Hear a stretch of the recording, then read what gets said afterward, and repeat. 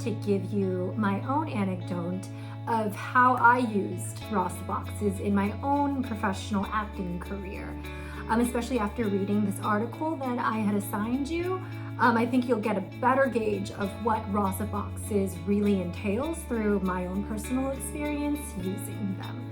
So very recently I was in a short film called Mosquito Lady by my good friend Kristine, Gerolaga, and I played the title character, a mosquito lady, which is a mythological Filipino creature that sucks the fetus out of women's bodies. I know, terrible, it sounds very gruesome. I had to go through 4 hours of special effects makeup and prosthetics to get into character and everything.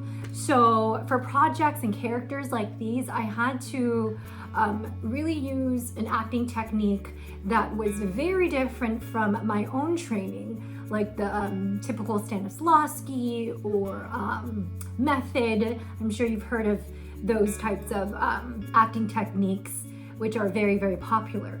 But especially for this type of character, lucky for me, I had just learned the Rasa boxes technique, and I found it incredibly beneficial. So as you read, there are 8 total boxes that describe the mood or emotion or flavor or essence of all the different types of feelings that you may experience when you're playing a character in a play. So out of all of them, my character, of course, really lived in 3 of the most difficult and challenging of the Rasas. First one would be Radra, which is outrage, anger, and so that's why I chose red for this box.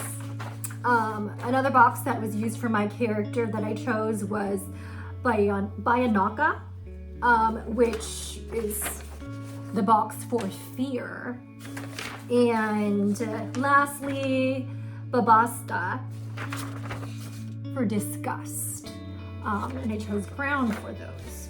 So typically an actor would put all 9 boxes right in front of you and literally step onto that page, 1 or possibly 2 of these pages at a time, and getting into that character by formulating your body into a gesture or a posture. So for example, when I stepped into fear or Bayanaka, something that I figured out for my character when I would get scared, I would go like this and crunch my body, because when I get scared, I know I close in and everything like that.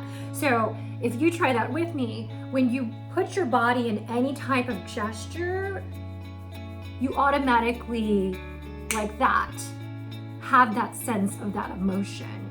So rather than traditionally the European way is to think, oh, what causes me to not necessarily get scared in this moment, or what is my motive, or what's my objective in this scene.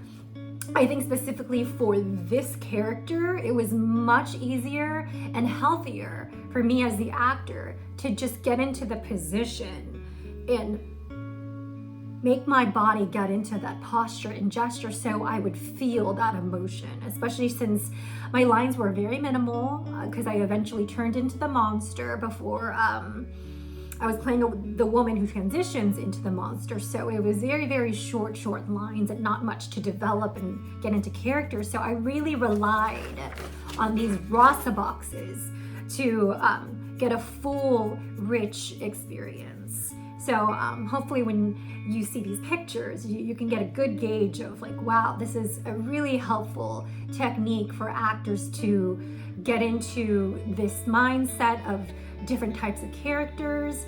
And it's an alternative technique that many theater actors practice today, not just in the East, but here, as you can see, in the West.